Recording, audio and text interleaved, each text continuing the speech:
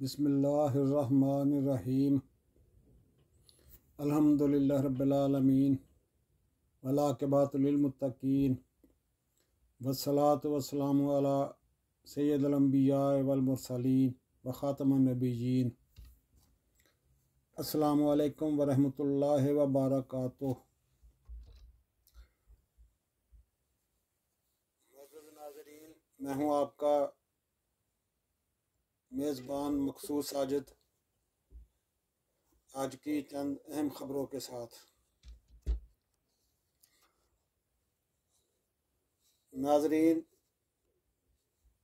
Retired होने वाले commissioner Liaquat Ali चट्टा साहब ने कहा है कि मुल्क टूटने की साजिश का हिस्सा मैं नहीं बनना चाहता। मुझे मेरे ज़मीर के बोझ की वजह से मैं सो नहीं सकता। यानी उन्होंने इलेक्शन में जो धांधली के इल्ज़ामात लगाए हैं उसके बारे में वजाहत की है। उन्होंने कहा कि मैंने सारी सर्विस मुल्क की बड़ी अच्छे तरीके से खिदमत की है, लेकिन अब आखिर में मैंने ये इलेक्शन में अच्छा काम नहीं किया। मैं सुकून की नींद मरना चाहता हूँ, मैं सुकून की मौत मरना चाहता हूँ। हमने बड़ी ज़्यादती की है कि हमने जीते हुए आज़ाद उम्मीदवारों को हरा कर सियासी पार्टियों को जाली फार्म 47 के ज़रिए कामयाब करार दिया है। नाज़रीन, ये कमिश्नर साहब की ज़मीर की आवाज़ लग रही है, क्योंकि पहले वो गलती तो कर बैठे हैं, लेकिन अब उनको ख्याल आ रहा है कि ये मैंने क्या कर दिया है। तो देर आयद दुरुस्त आयद, तौबा के दरवाजे तो मौत तक खुले हुए हैं। अल्लाह ताला फरमाता है, सुबह से लेकर शाम तक तुम जितने भी गुनाह करते हो मुझसे माफ़ी मांग लो, मैं माफ़ कर दूंगा। अल्लाह ताला तौबा को पसंद फरमाता है, और ऐसे बंदे को जिसको अपनी की हुई गलती याद आ जाए, याद करे और फिर माफ़ी मांग ले और आइंदा से तौबा तायब हो जाए। लेकिन ये बड़ी मज़ाक़ा खेज़ बात है कि बजाय इस वाक़या की साफ शफाफ जुडिशल इंक्वायरी करवाने के, हर कोई टीवी पर आकर अपनी 1.5 ईंट की मस्जिद बनाने की कोशिश में है। और कमिश्नर रावलपिंडी, जो कि ईमानदार साबित हुआ है, को दिमागी मरीज़, ईमानदारी और उसके शिजरे के सर्टिफिकेट बांट रहे हैं, और हर सूरत हर हाल में कव्वे को सफ़ेद करने की कोशिश कर रहे हैं। नाजरीन, आरओ और डीआरओ से आधी रात को प्रेस कॉन्फ्रेंस करवाकर कमिश्नर साहब को गलत साबित करने की कोशिश की गई है, जो कि समझ से बालातर है। प्रेस कॉन्फ्रेंस को इलेक्शन कमिश्नर या चीफ कमिश्नर प्रेस कॉन्फ्रेंस तो इलेक्शन कमिश्नर या चीफ इलेक्शन कमिश्नर को करनी चाहिए, ताकि अवाम को हकीकत बारे पता चल सके। नाज़रीन, जिन लोगों को प्रेस कॉन्फ्रेंस करनी चाहिए वो कर नहीं रहे, और दूसरे लोगों को उठा के ये जो डीआरओ लोग थे ना, ये डिप्टी कमिश्नर और असिस्टेंट कमिश्नर्स, ये कमिश्नर के मतहत होते हैं। अगर किसी ने बड़े बंदे ने, बड़ी गन जो होती है हमारे मुल्क के अंदर, उसने कोई काम जो कराना होता है तो वो फिर एसी को जाके नहीं कहता या डीसी को नहीं कहता, वो कमिश्नर के साथ जाके बैठ जाता है, वहाँ चाय भी पीता है और उनको हुक्म करता है कि ये काम आपने करना है या करवाना है। तो वो जिस दफ्तर में भी हो, तो वहाँ से डीसी साहब को कह देते हैं, या अगर एसी के दफ्तर में है तो उसको कह देते हैं कि ये फ़लाँ मुअज़्ज़ज़ की फ़ाइल है, ये निकाल दो। नाज़रीन, आपको पता ही है हमारे मुल्क में मुअज़्ज़ज़ीन के काम ही होते हैं और वो ही बाहर पर तारीफ़ों के पुल बांधते हैं कि फ़लाँ कमिश्नर बड़ा अच्छा, बड़ा ईमानदार है, फ़लाँ डिप्टी कमिश्नर बड़ा अच्छा, बड़ा ईमानदार है। क्योंकि उनके काम तो उनके फ़ोन पे हो जाते हैं, उनके साथ चाय पीने की वजह से हो जाते हैं। तो हम जैसे लोग जो है वो रगड़े खाते रहते हैं और उनसे को पूछे कि ये कितने ईमानदार हैं और उनके दफ्तर में क्या असर होता है, एसी और डीसी के दफ्तर में इंसानों के साथ क्या होता है। तो एक इजलास में चीफ इलेक्शन कमिश्नर इस्लामाबाद की एक इजलास चीफ इलेक्शन कमिश्नर इस्लामाबाद की ज़ेर सरबराही हुआ है, जिसमें कमिश्नर रावलपिंडी की तरफ से इलेक्शन में धांधली बारे इल्ज़ामात की तहकीक करने की ज़रूरत पर जोर दिया गया है। लेकिन इस इलेक्शन कमीशन इन इल्ज़ामात की इंक्वायरी जो है इलेक्शन कमीशन के घरेलू मेंबरान करेंगे। घरेलू से मेरी मुराद उनके अपने महकमे के। हालांकि होना तो ये चाहिए कि किसी दूसरे से और ख़ास तौर पे अदलिया से। तो ब्यूरोक्रेट तो किसी महकमे भी हों तो सारे एक ही बेल से टूटे होते हैं। तो उनसे हट के फिर ये है कि अदलिया के जो लोग हैं, जज साहबान हैं, उनसे इंक्वायरी कराई जाए। उनकी इंक्वायरी और उनका उठना बैठना ज़रा ब्यूरोक्रेटों से मुख्तलिफ होता है।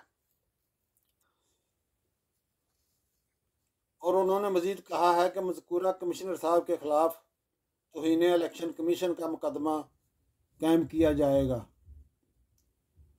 और इस इजलास में चीफ इलेक्शन कमीशन साहब ने पहले ही अपना इरादा ज़ाहिर कर दिया है कि उनको उल्टा जो है ना वो इलेक्शन उसमें तौहीन इलेक्शन कमीशन में जो है ना फंसाया जाएगा। हालांकि इंक्वायरी के बाद पता चलना चाहिए, अगर साफ और शफाफ इंक्वायरी कोई हो कि इसमें असल कसूरवार कौन है, तो अपना हतमी राय पहले तो नहीं अपना दे देनी चाहिए। मज़कूरा कमिश्नर ने जो धांधली का धमाका करने की तलाश में उसको गिरफ्तार कर लिया गया है और नामालूम जगह पर उनको रखा गया है। नाजरीन, अगर पीर साहब पगारा की एक दिन पहले हैदराबाद में मुबैना धांधली के ख़िलाफ़ होने वाले धरने से ख़ताब पर गौर करें तो कमिश्नर रावलपिंडी साहब की बातें कुछ सच ही लगती हैं। क्योंकि पीर साहब ने तो इस सिलसिला में पैसे के लेन देन का भी जिक्र किया है, जिससे साबित होता है कि इलेक्शन 2024 एक फिक्स मैच हुआ है।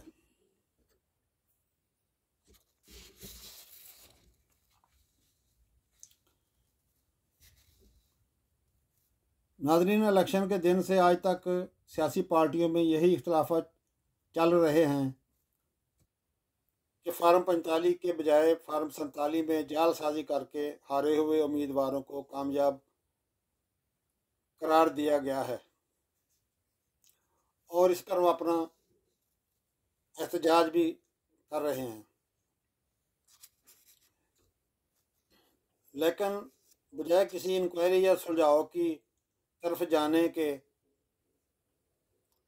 इन पुरअमन मुजाहिरीन की पकड़ धकड़ हो रही है।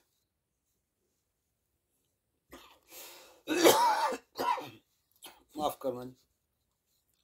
इस्लामाबाद में जगह जगह खंदकें खोद कर और रास्ते बंद करके मुजाहिरीन को रोकने की कोशिश कर रहे हैं।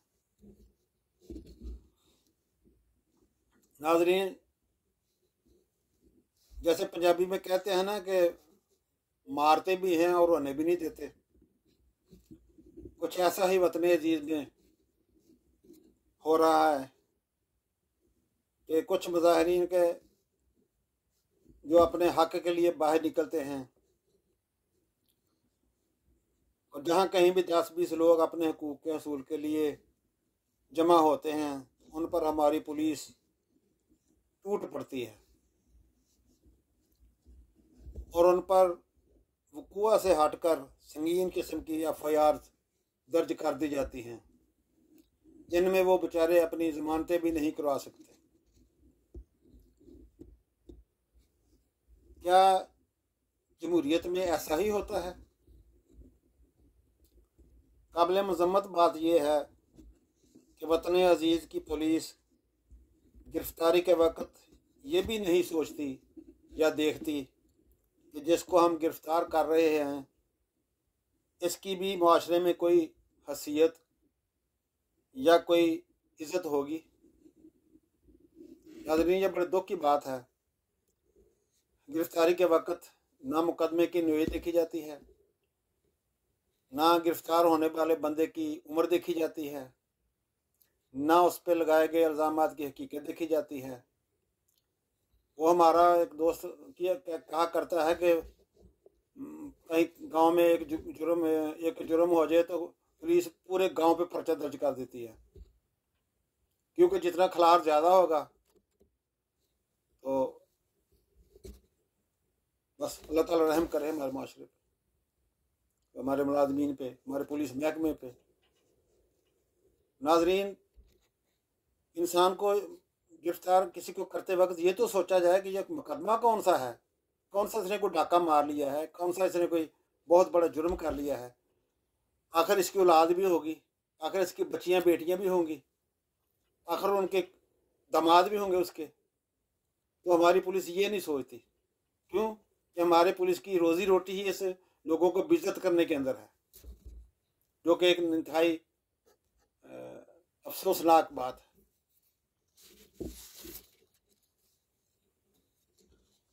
पीटीआई के सीनियर रहनुमा अली मोहम्मद ख़ान साहब ने एक सवाल के जवाब में ARY को बताते हुए कहा है कि कैसी मज़ाक़ा खेज़ बात है कि पीटीआई का ताल्लुक कमिश्नर, रिटायर होने वाले कमिश्नर रावलपिंडी की पोस्टिंग के साथ जोड़ा जा रहा है। उन्होंने कहा कि अगर पीटीआई के लोग इतने ही बाअसर होते तो अपने आप पर होने वाले मज़ालम और क्रैकडाउन में अपनी चादर और चार दीवारी की हिफाजत न कर लेते। हमारे कई कारकुनों के साथ इस हद तक ज़्यादतियाँ हुई हैं कि हमारे कारकुनों को कत्ल भी किया गया है। उन्होंने इमरान खान की गिरफ्तारी का भी हवाला दिया कि हम तो अपने लीडर को भी गिरफ्तारी से नहीं बचा सके। उन्होंने मज़ीद कहा कि ये सब PMLN को बरतरी दिलाने के लिए किया गया है। उनका कहना था कि इलेक्शन ब्यूरोक्रेसी के ज़रिए मैनेज किया गया है, क्योंकि प्रिजाइडिंग ऑफिसर्स का जारी करदा हुआ फार्म 45 बड़ा अहमियत का हामिल होता है, लेकिन इलेक्शन के मौका पर रिज़ल्ट का ये सर्टिफिकेट होता है। लेकिन इनमें भी हेर फेर करके आरओ अफसर्स में हारने वालों को कामयाब और जीतने वालों को नाकाम जाहिर किया गया है। और आज 10 दिन होने को हैं कि अवाम के इतने शोर शराबा के बावजूद हमारे चीफ जस्टिस साहब सो मोटो एक्शन क्यों नहीं ले रहे। नाज़रीन, अल्लाह ताला हम सब के ऊपर और हमारे वतन अज़ीज़ पर अपनी आसानियाँ पैदा फरमाए और अल्लाह ताला हमें एक दूसरे की बाहैसियत इंसान इज़्ज़त करने की तौफ़ीक दे। इसी के साथ मैं इजाज़त चाहूँगा। अल्लाह हाफ़िज़। और अगर आपको मेरी ये वीडियो पसंद आए तो मेरे चैनल को सब्सक्राइब कर दें। बहुत शुक्रिया। पाकिस्तान जिंदाबाद।